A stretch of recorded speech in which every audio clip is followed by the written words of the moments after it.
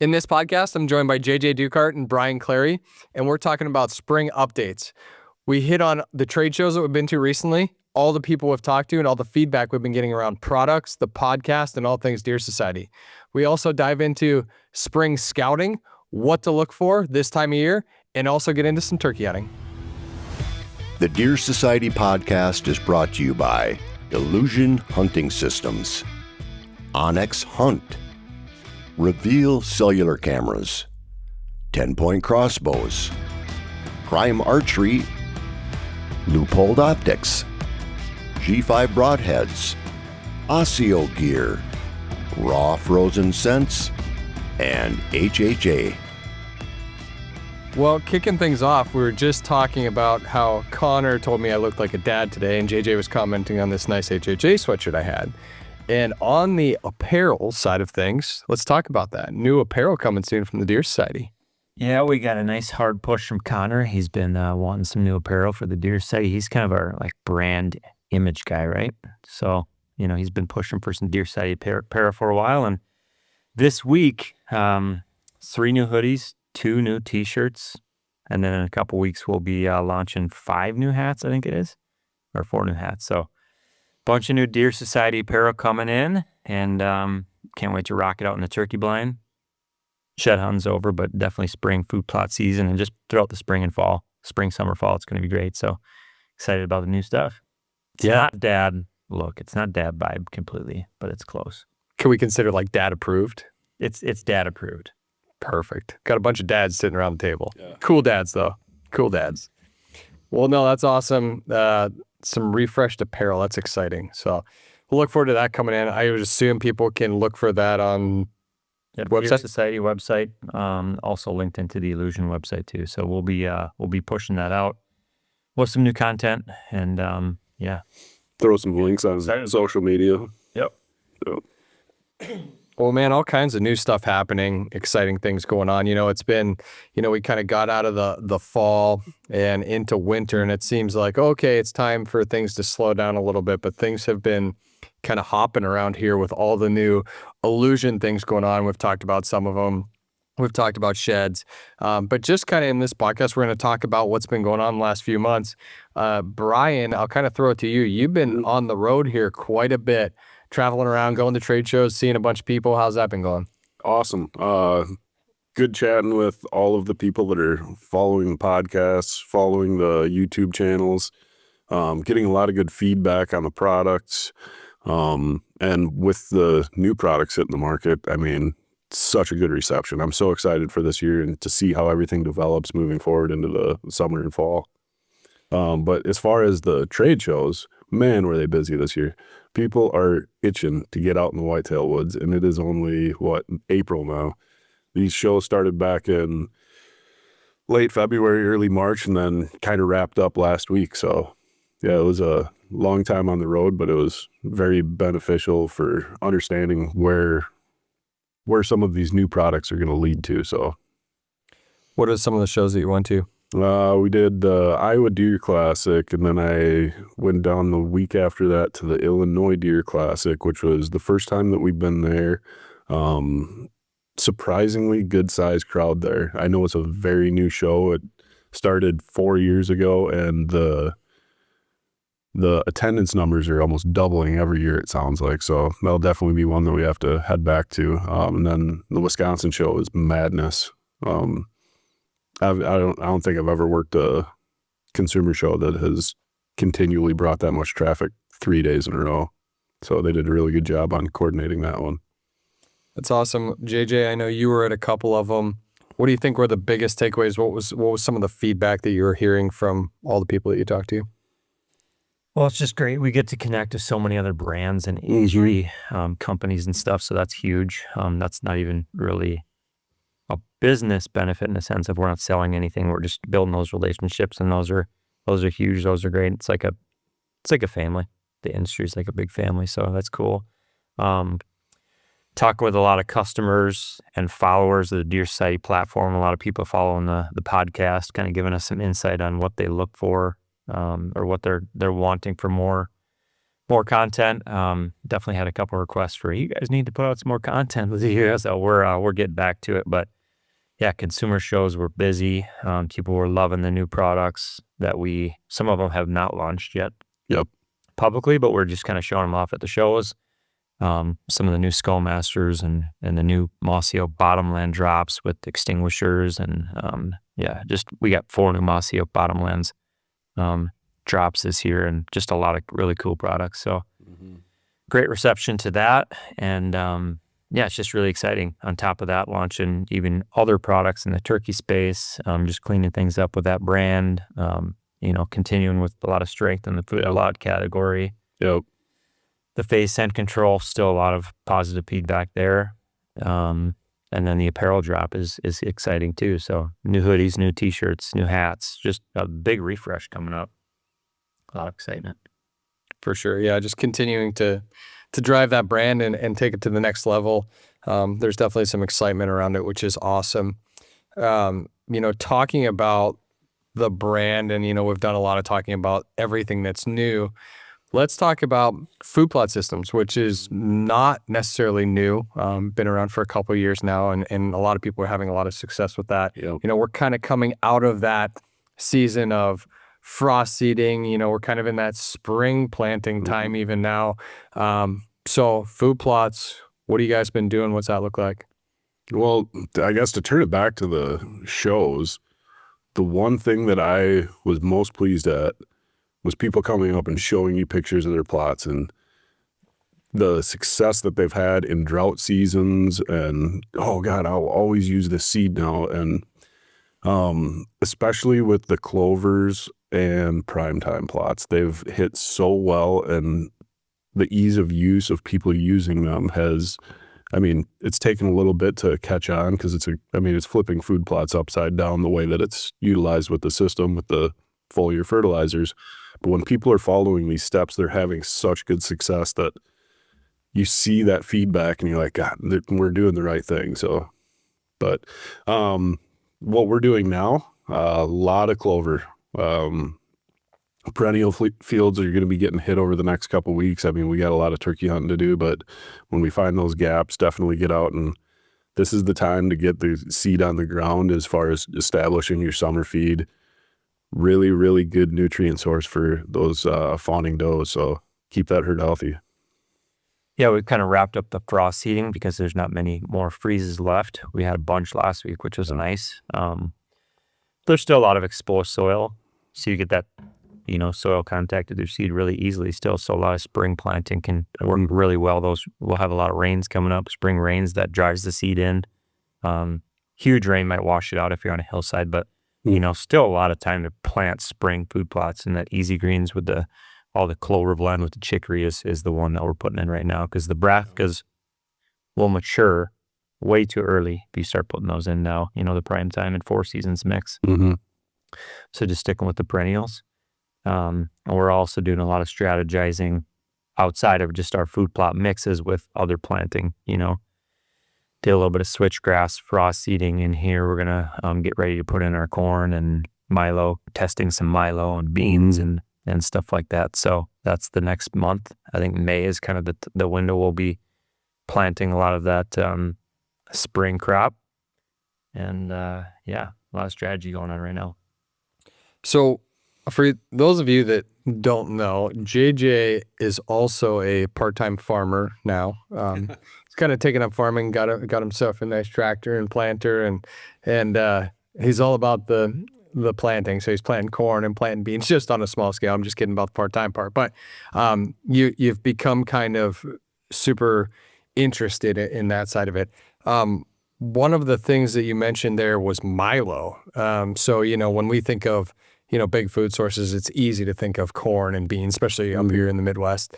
Milo, tell me about that, and tell me about the decision to go with milo versus just corn. Yeah, we're always thinking outside the box, what worked, what didn't.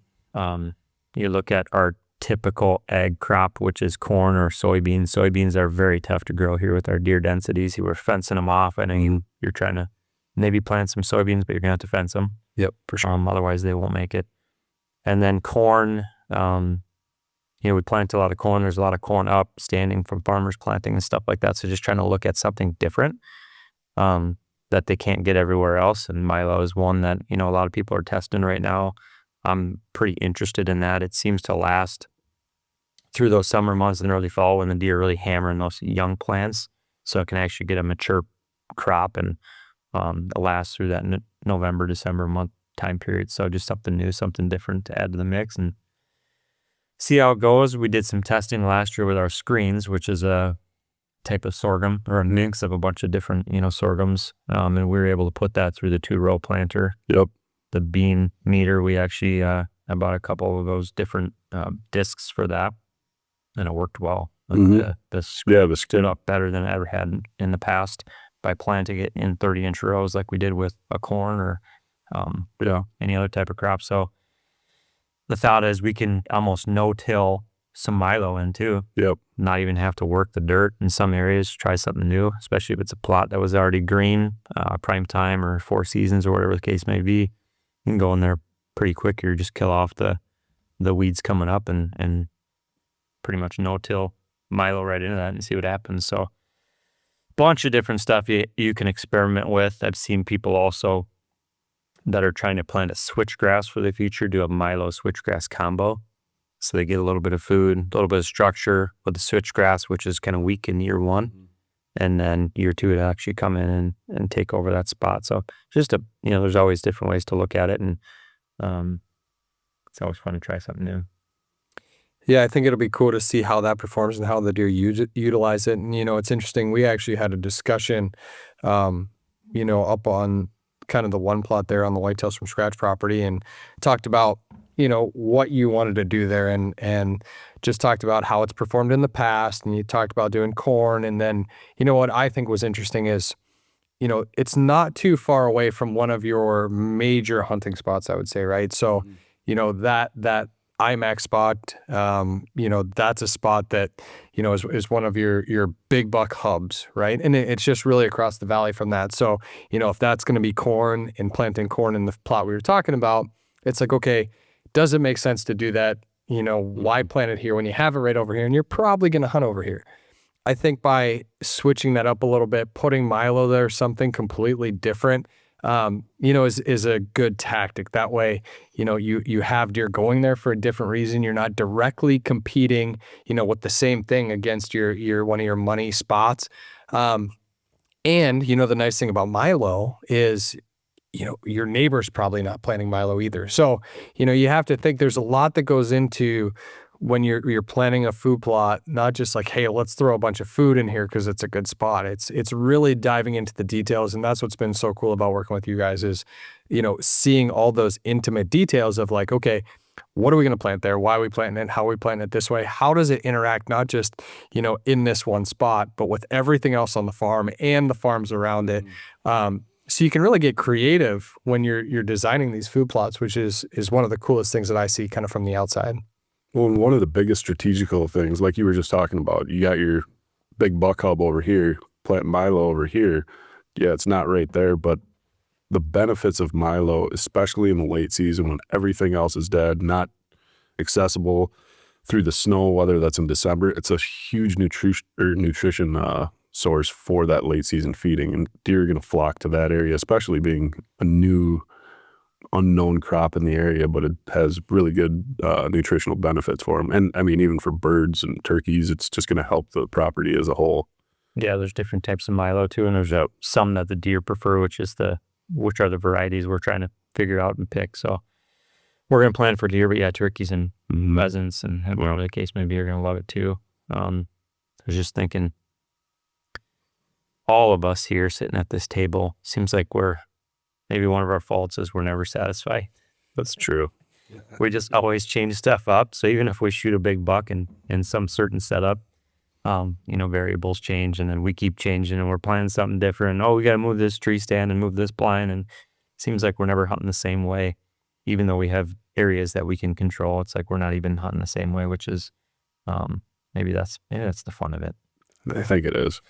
Yeah, I think you're always learning, and so many times it's a good point because so many times I think deer do the same things, you know, like a mature deer, you might kill them and then there'll be another buck that goes in there and starts to kind of do the same thing. I think mature bucks, they don't do the exact same thing. All deer differ, right? But like historically, you know, deer use kind of the same areas and do kind of the same things. Now, I'm not saying that you should just not do anything or change the game completely, but I think you're always learning a little bit more. So you're always continuing to not just make changes, but dial in those strategies, right? And that is the fun of it. Like, okay, this worked. How do I create a little more of a hunting advantage, you know, around that next year? And that experimental thing is great too. Like, hey, will this work a little better? You know, and sometimes it does, sometimes it doesn't. And then you know. So, but that's part of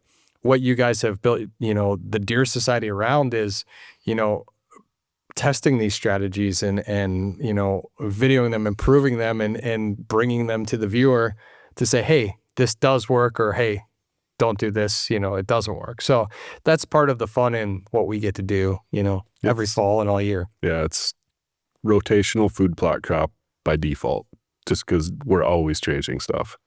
Yeah, just while you were talking, then looking back from what happened last year? So Chris shoots his buck, you know, down at the bat blind. Oh, what did we do the other day? We should change everything we see here. Yeah, so we had real success. It works perfect, and now we're just going to change it all to make it better in theory. So yeah, it's fun. It's I don't know, can't help it. Yeah, but that's the fun part of designing and changing habitats, changing strategies. You know, we're always sitting in trees. I don't know if you guys do it, but you look 20 yards away, you're like, God, that tree looks good over there. You don't want to think that's the one. Yeah. You're just trying to look for that little edge. But even where I shot my buck, you know, it was corn last year right there, and I planted clover. So I don't know, just crazy, I guess. yeah. Keep changing things up. Well, that and for me, it's like, you know, I love the areas that I hunt, but like, and I know you're like this too. It's like you're always looking at these other spots, you know, like half the time I walk into JJ's office and he's on Onyx and he's just looking at just the random property that he knows nothing about. He's like, check this out. Like this sets up like this. And what if we could do this to that? I'm like, JJ, we don't own that. It's you don't even know. I know, but what if we did? It's awesome. So, you know, but just that's it. Just dreaming and experimenting and you know, looking at these different setups. That's the fun in it. Yeah. What are you doing to yours this year, Brian? You know, Brian's piece that his family has up there is so interesting because, you know, we've watched it transform over the years and it's changed so much. And you have obviously so much pride in it. And it's cool to go up there and see every day. He's like, hey, we're going to go up and look at my farm today. And it's cool. It's cool to go up there and see all the work that you've done to it. But there's a lot of different dynamics to that whole design when it comes to water and greens and grains and just different features that you guys have included up there. Any new plans for this year? Yeah. Doesn't surprise me. Yeah, I'm going to test out a couple of more Western seeds for our hardier winters, stuff that's growing up in the Rockies a lot of times. Something to sustain the deer through the later parts of the winter. Little different than like typical alfalfa fields, that kind of thing. But really changing with what JJ, to piggyback on what he was saying, doing Milo in a little different aspect of what because I'm going to do Milo into beans. And then later in the year, I'm going to broadcast brassicas into it. So as each one comes to its ripeness and then falls off, if the beans are hanging vertically, then you're going to have 12, 14 inches of brassicas. They're not going to get huge growth out of them, but it's going to almost protect each crop as the other one's growing. They're spacing it out a little bit and just going to test that theory on having your summer feeding in with your fall, in with your late season, and seeing if you can combine all three in a single field. I've got about a 2-acre field that I want to try this on, and it's going to take some fencing, but it's also going to, I think, bring in deer on a more regular basis that will hold, because our family farm isn't huge, but like you were saying, the dynamic of how it sets up, you got benches all around it where they bed down, they come up to the top to feed, they go over to the water to drink, but having them comfortable enough where you can get through with your access and still have all of those different times of the year that are going to have everything that they need. So it'll be interesting to see how it breaks down, but yeah, we've got plenty of food up there for plenty of deer. So Yeah, and I think just in general, this is the best time of the year to scout.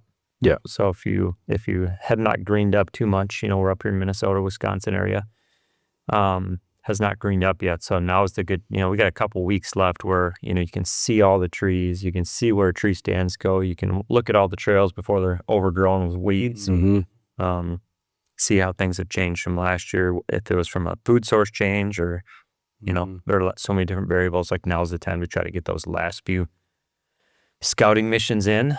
And then, heading into turkey season, that's kind of our focus here coming up. So yeah, get some scouting in if you haven't already, if you haven't shed hunted, if you're, looking for a new property, start walking some new stuff. If you can get permission to go on public land, go walk around. I'm sure everybody else has probably picked up most of the sheds by now, but you never know what you can stumble into, and just find some good spots and check for other people's stands or cameras or cut limbs, or, at least find out where that pressure was, and just start game planning for next year. Because once that big, heavy green, canopies and grass and weeds start to really blow up in there, it's tough. Yeah. Well, the trail systems right now stand out. I mean, they're highlighted through the woods with no greenery around them. You can see dirt roads going through every piece of timber right now, and it's honestly the best, like you were saying, the best time to see where the deer are traveling and how they're utilizing the terrain. So this is a wonderful time to get out and see what's what. I think when it comes to scouting this time of year, it's really great because it's not like you're putting a bunch of pressure on your deer that you're about to start hunting in the coming weeks. So it's good timing. The other thing is, to your point, Brian, trails really stand out. So when I'm scouting, I'm following some of those trails, and I'm looking for those points where they all come together. So looking at those funnel spots or pinch points where a lot of those trails come together, going in there, and I'm picking out trees right now. The other thing that I'm looking at this time of year, big time, is scrapes. Like, scrape lines more than anything. So, finding a big scrape is great, but like when you are on a logging road that parallels a field and you see a line of scrapes, and they still stand out pretty good this time of year, like that is a spot that, you can just envision that a big buck or, multiple bucks are going to work, as that pre-rut comes, and setting up those spots and envisioning them now. The other thing is, looking for rub lines, going in, it's just like that old school scouting, before anybody had trail cameras, going in and looking for big rubs and rub lines that are leading from maybe a bedroom to that food, understanding how a big buck might be transitioning. Again, we talk about it all the time, but historically, deer are smart. They, especially mature deer, they figure out how they've made it through previous years. And I think they do similar things year after year, especially during certain times of the year. So if you have, a big buck that of, like, it's a good time to go and try to figure them out right now, or a new property, go in there and find those big rub lines, find those scrape lines, find those pinch points. If you do that now, you'll be set up way better once late summer and fall comes. Yeah, I know. We walked a new property down in Iowa a few weeks back, month back, and we put eyes on that thing for hours and hours trying to figure it out. And then once you get there, it's like, wow, this is different than I thought. This is way different than I thought. So you can look at maps all day, but once you start walking, it's like, okay, it can confirm something that you thought, or maybe show that that's not the case. So that was really beneficial. We found some big sheds. You start seeing big tracks. Oh, there's a bedding area here. There's a track coming. And then I even did a secondary trip with my dad down to this spot, because I'm hoping to draw an IO tag. That'd be awesome. And we'll kind of break down that scenario here coming up if that's the case. So interesting property, big bluffs, bottom access, cattle pasture, like a bunch of different variables that would be fun to learn from. But just going in there and knowing there's some intel, okay, we got some big antlers. We know there's some decent big bucks here. Finding a bedding area. And then, that second trip we took, actually found fresh, huge buck track right in this scrape, primary scrape, heading out of the bedding to this kind of pinch point. So it's like, oh, it's actually, kind of confirming what I thought might happen there. And just kind of using that intel now with, no canopy on the trees, no weeds or bushy leaves or anything. And just seeing it now, it's like, okay, this is what we're going to do this fall. So huge, super excited about that. Yeah, it's interesting. Like you can look at a map, and we look at maps every single day, right? And we can look at one and say, hey, okay, this looks like a good area. This looks, you can create this image or this plan in your head, and there's a lot of value in that, like creating a strategy, because you can really start to put together a game plan using something like Onyx, and it's amazing.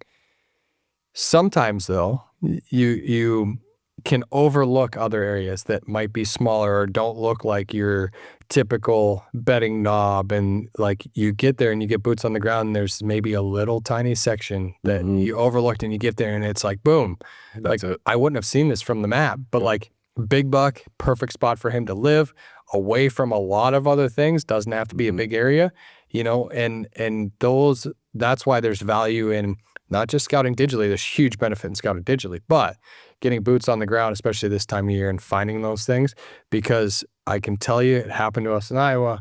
You can't necessarily see some of those overlooked spots just from a map. Yeah, and I'll just keep going down this road because it's fun. But a couple things that I definitely missed from maps from using Onyx. And we pinned a bunch of stuff before we went down there, but there was a little cattle pond, we call it a cattle pond, kind of tucked in the back corner of one section. You couldn't see it from the map because it didn't really hold water, just a tiny bit of water. And then that pasture had, 30 apple trees in it, which you couldn't tell from the map because it's trees, but you can't tell it's like an orchard. Right. So those two things, and trying to think like, oh, where's the nearest, water hole? Well, it's pretty far away. So this is probably going to be a pretty good spot if the cattle are not in that area. So, and then just understanding how the cattle use that area. So just game planning that. That was huge, getting boots on the ground there. And then just apple trees in general and seeing scrapes and things like that. I think the next time I go scout down there, it's going to be with a drone, and I'm going to fly and look for the apple trees, because I know there are a lot of old apple trees in these pastures, so you can fly it and see all the white spots. I'm going to even do that around here. I haven't done that too much, but if we can time that with When they start blooming. Yeah. I'm going to start, I'm going to try that. That'll be the next kind of scouting mission in about a month. Yeah, I've never even thought to do that. That's a really good idea. Because they stick out. Yeah. There's like a white, big, bushy, flowery tree. Yeah, it's a good idea. It is a good idea. Well, lots of opportunities to take advantage of this time of year. As we mentioned, our focus, along with that whitetail scouting, is shifting to turkey hunting now coming up. I know you've been getting some ridiculous videos of lots of turkeys. What's everybody's game plan? Turkey hunting this year? Bow, gun, early season? Wait till it gets green? What's the plan? Bow. It's going to be bow hunting, but let it rip. There's so many turkeys out this year. I've been driving around the last couple nights, got a couple properties that we'll be hunting on, and yeah, I think it's going to be madness this year. I need to get a couple of your fancy cameras from you. We can make that happen. JJ, what about you? Well, I'm going to try 2 states, Wisconsin, Minnesota turkey hunting. I'll shoot a gun in Wisconsin, say 1 or 2 days maybe. And we'll go with a bow in Minnesota. So, yeah, got a lot of turkeys in some different spots, and they're starting to break up quite a bit. Mm-hmm. I'm just seeing singles, doubles. You get the triple, Yep. but the big flocks are just slowly breaking up, and Yep. starting to see some single hens walking around, finding their nests or getting close to the nesting areas. So it's that time of the year. Big winter flocks are breaking up, and take advantage of it. We got some really good weather coming up. Yeah. It's going to be 50, 60, 70 degrees, which around here this time of year is perfect for turkey hunting. So going to go with the bow. Got the new prime form all dialed in with the new HHA.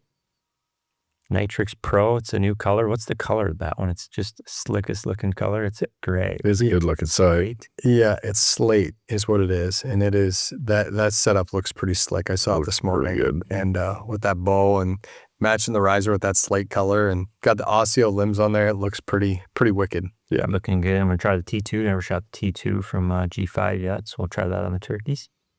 Heard it's deadly. Yep, I know it's a really good head, so we're gonna give that a shot. The warm weather coming up sounds awfully nice, because you see up here, not every year, but a lot of years, you see guys out there posting on social media like, hey, look at my snowbird. And there's a picture of with, in the snow with a turkey. And that's awesome and good for them. Like, kudos to them for getting out there and doing it. It's fun to do. That does not look fun to me at all. Oh, like I want to wait till it's warm and, I can go out there and not be so cold. And JJ convinced me a couple years ago. He's like, we got to go. So JJ seems pretty relaxed about this, but this year it's the exact same too. I'm like, JJ, when you going? Opening day. Yeah. I'm like, hey, what do you think? Like, we want to do this cool filming thing. What do you think about waiting until the second day? Nope, I'm going opening day. Like, okay. So a couple years ago, JJ, opening day, I'm like, hey, man, it's going to be like 25 degrees in the morning. Like, you think we should wait? Oh, no, birds are out there. We're going to get them. Yeah. Well, sure enough, we went down. The bird was so cold, didn't even gobble. It just flew down off the roost and ended up coming right in. And he shot him with the bow, which was awesome and made for a cool hunt. But, or too quick. Yeah. Well, it was good. It was 25 degrees. Got in and got out. It was cool. Heard him spitting drums like, was there a turkey here? Yeah, he's in the field. Here he comes. So, that's crazy. But then, I think it was a couple years prior to that we went on. It was actually snowing that one morning. Yeah. Didn't shoot one that morning. That's no good. But you can always. What good thing with turkey hunting is if you're in a blind, which is what I would like to do. But Connor's pushing for the makeshift ground blind scenario, which is cool for it was fun. Pretty fun. Yep. Try to shoot them off the ground, no blind. So we'll see if that happens or not. But in the blind, wearing the black, the Osio puffy jacket, and you can even bring a blanket in there. I know I got a black coffee mug and a leak-proof coffee mug, so it's a pretty nice little setup. Oh yeah. Yeah, no, it's good. I am looking forward to the nice warm weather though. I'm going to take my boys this weekend. Wisconsin youth season open, so we'll be headed over there, see if we can't shoot a bird or two. That'll be fun. That's my big thing with turkey hunting now is the kids. Yeah, like my oldest boy, he's ate up with it, and then my middle one, he's like wanting to go so bad now. So I'm like trying to navigate that a little bit. Like, do we just go sit? So we'll navigate that. It'll be fun, but I love taking them and seeing Allie get one. I know Adam's gonna hunt right away. He's gonna try to shoot one with the new 10-point. What's the new 10-point one? Crossbow? That's the TX28. TX. So, yep, that's the same bow we shot a few does with late season last year when they launched it in December. So he's gonna try to shoot a turkey with that right away, and then I'll probably wait till a little later in the year, get everybody else tagged out. Then I'm going to try to maybe shoot one with the bow too. So let it warm up a little bit. Let everybody else get done. And I know with Adam, you're going to try to maybe go without a ground blind. Yeah, so we'll go without a ground blind there. We're mainly looking for some cool footage in that scenario. So kind of over the shoulder, that forced perspective camera guy. We'll probably have a couple camera guys, to be honest with you, which does make it a little more interesting. But one guy will be set back, probably in that 20-yard range, like behind the hunter, in the theory of shooting right over his shoulder, so we can look kind of right down that crossbow or bow and shooting the camera over his shoulder. That's correct. Yes. Yeah. Yeah. So that visual perspective is right over the shoulder and to the turkey. So we'll see what happens. Adam has actually never shot a turkey. He's been out a few times and just not a ton. He's been out a couple times over the last couple of years. Hasn't shot one. Obviously, he's got a deer under his belt now. So, turkey's kind of next. That'll be exciting for him. Yeah, it'll be good. Yeah, we got not a long season, but a good long stretch of turkey hunting coming up. Yeah. I think we've talked about it on a podcast last year. It's kind of cool. When I go to Wisconsin, it's more the run and gun. Have never really filmed there. I used to film my wife turkey hunt when she hunted a little bit out of blind, but when I go there, it's with the gun, and it's just that different experience of, calling them in. Could be a mouth call, could be slight call, making a move, and just kind of having fun with it instead of the blind or the big filming project. So it's pretty cool to get out and stretch the legs a little bit too. I know most people probably turkey hunt like that. Yeah. Yeah, for sure. It makes it fun. There's something about calling them in and sitting and waiting on them. And, most of the time too, like I look at it, I like running and gunning them. Like I like hunting gobbling turkeys. I don't like just sitting there and waiting. Yeah. Probably have a little more success. Like I know there's guys that'll sit there for hours and hours, and you know what? Probably a lot of the time those birds end up showing up there, and there's something to be said about that. I like kind of running and gunning them, and just being mobile, having fun with it. That's the beauty of turkey hunting. Like, there's nothing like calling them in, hearing them gobble, feeling it in your chest. Like, there's just something about that, and yeah, it's just fun. Yeah, that the weather's going to be so nice too for opener. I was just looking at that earlier this morning, and we got multiple properties that been scouting. I mean, 30 plus birds on some of these, and it's just I'm excited to get out and feel exactly what you're saying, that spit and drum, and then the hard gobble 10 yards over your shoulder, and you're like, okay, go time. It's the funnest part of spring. Yeah, and turkey hunting's a good time to just test new gear too. So For sure. Whether it's new camouflage you're trying out, or you got your bino harness, we got the new loophole stuff, and just trying to, run around, how does stuff fit into the pockets, and, shooting your bow, new sight, new bow, new arrows, broadhead, whatever the case may be. Yeah. Getting out, putting some use on it, some real use. Obviously you didn't practice throughout the summer, but you're not actually hunting with it. So putting actual hunting use on your gear, even though it's different than deer hunting, just invaluable. Perfect time. Yeah, and there's no real better test. I mean, especially if you're outside of a blind and trying to shoot one with a bow. I mean, turkeys have the best eyes in the woods, or they're right up there. So, you're not going to get away with a lot of movement, and, so just like that gear's got to be dialed, especially outside of a blind like that with the bow. That's what makes it fun, though. Absolutely. What's Big Duke's plan turkey on this year? Well, he's got to get a couple more golf rounds in order to bag. He's down south. Season 3, I think. Nice. In Minnesota. So every state's different. Minnesota has different weeks that you can draw. Or if you're an archery hunter, you actually you can hunt the whole season. So he'll be back around that 3rd week. So hopefully by then, I'm hoping to tag one early. And then Chris is next up to bat. And then, my dad will give it shot number 3. So hopefully there's a bird around still by then. I know Brian's has open invites to everybody to come hunt different. I do owe your dad a turkey hunt. We should give away a turkey hunt on Brian's 40. No. Oh. I do owe your dad a turkey hunt. That was a fun story though. Yeah. Well, that's good. Well, lots of exciting stuff cooking, and everybody's looking forward to turkey season, scouting, and being outside more when it's warm. Obviously tons of fun stuff happening around here and exciting stuff. Excited to see the new apparel tomorrow, maybe, I heard. Potentially tomorrow. We'll give him a shout. Otherwise it can be Monday. So depending on when the podcast is released, it could be tomorrow. Or today. Or today, or the other day, or next week. Yep. Depends on when this podcast releases. Just watch Connor's Instagram. He'll be repping the stuff right away. He'll be the first one. He'll be digging open the boxes, and he'll be wearing them before I even know that they're here. So that's good. But I think we're gonna wrap it up. Get back to work here, and you gotta go shoot your bow.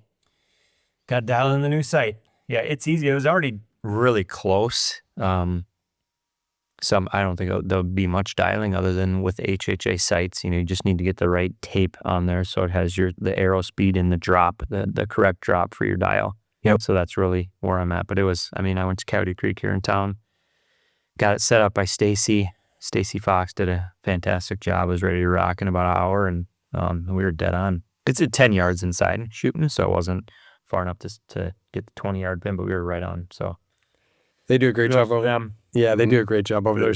Stacy actually sent me a little video meme the other day, and it was like, with turkey season coming, and it was a video of some decoys and turkeys and the decoys, and it was like, turkey season's coming.